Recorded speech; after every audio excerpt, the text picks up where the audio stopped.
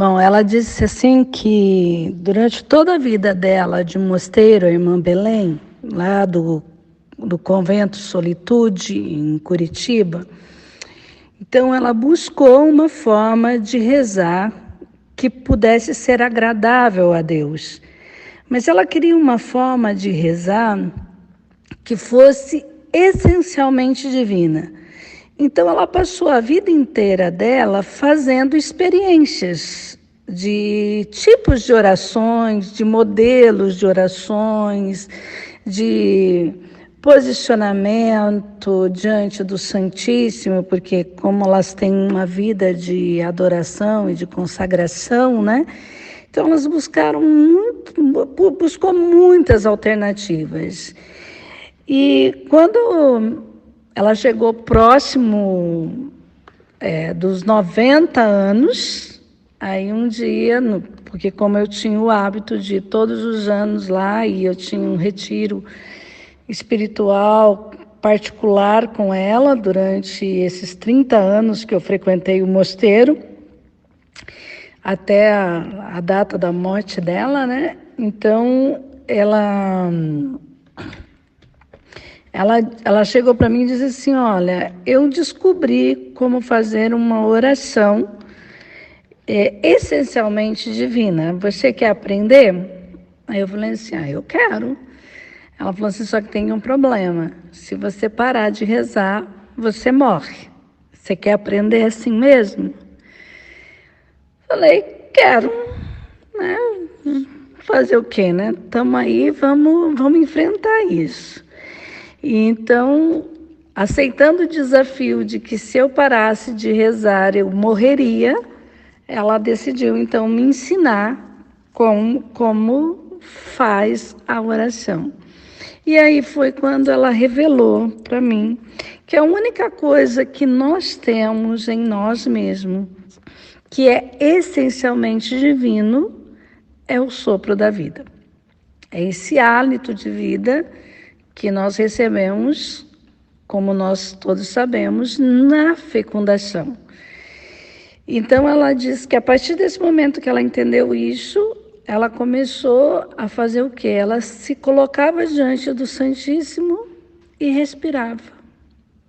Simplesmente ela respirava, como uma forma de oração, porque ela entendia que inspirando e expirando como uma oração era uma forma de orar a Deus sem cessar.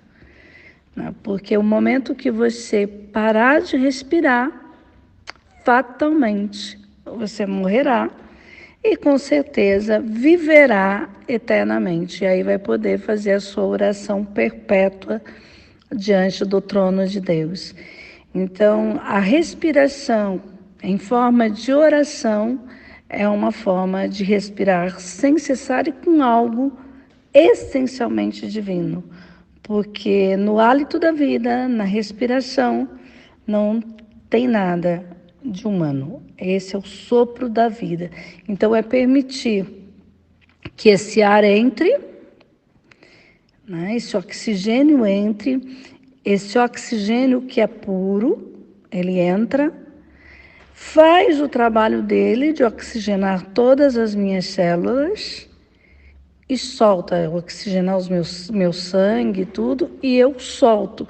Só que agora eu solto um ar impuro, porque eu solto gás carbono. Então, se eu respirar gás carbono, eu posso morrer.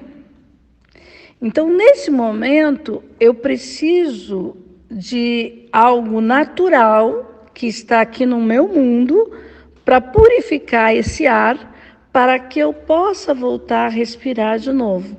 E para isso nós temos então as plantas.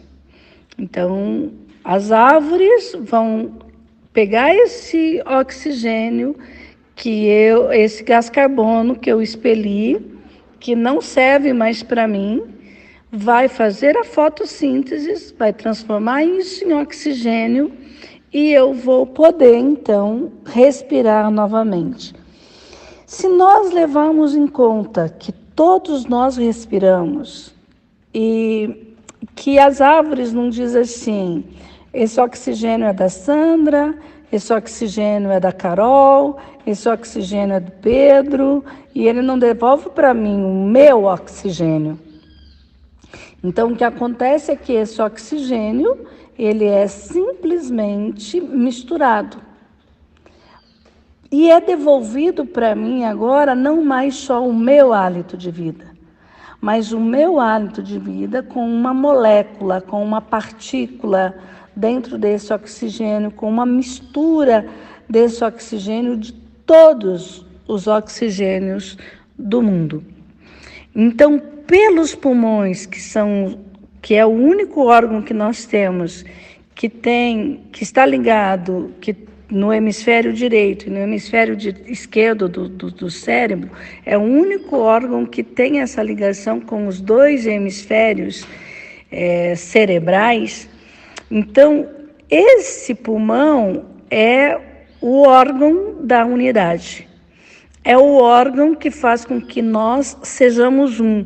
É o órgão que nos mantém unidos com Deus e unidos com os homens.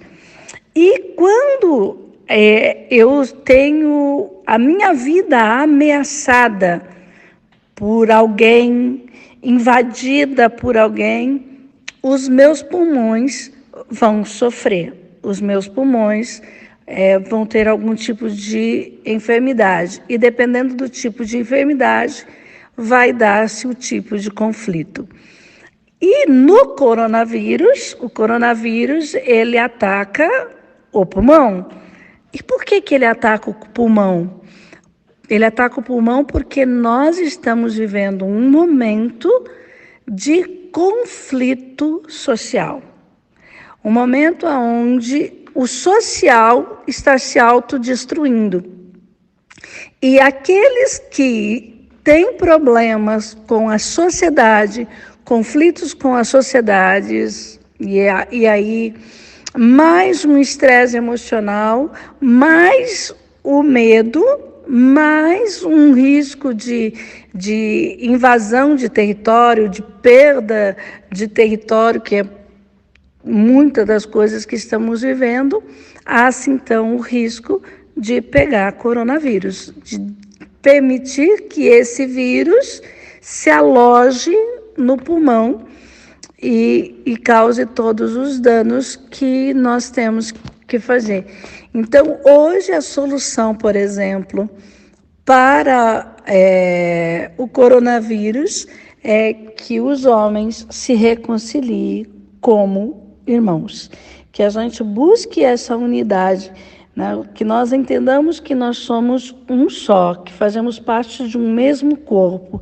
Não existe eu, não existe você, não existe somente nós. Corpo místico de Cristo, todos com o mesmo hálito de vida, todos com o mesmo sopro de vida, que é esse sopro que vem de Deus. E quando eu solto aquilo que não é legal, aquilo que são toxinas, por exemplo, o gás carbono é toxina para nós, Deus já provê do natural a purificação disso para que nós voltemos a respirar e possamos estar todos unidos hoje por uma mesma atmosfera, por um mesmo ar. Então, nesse momento, a gente tem esse coronavírus para nos lembrarmos que respiramos o mesmo ar, somos um povo só e que o que nós precisamos é ter essa responsabilidade de nós com o outro. E para termos uma vida de oração, então, é ter essa certeza de que eu inspiro esse sopro de vida, e esse sopro de vida vai penetrar as minhas entranhas, o meu sangue, vai oxigenar as minhas células e vai soltar as impurezas. Quando eu não solto as minhas impurezas, eu posso morrer por excesso de gás carbono no sangue e de todas as outras complicações.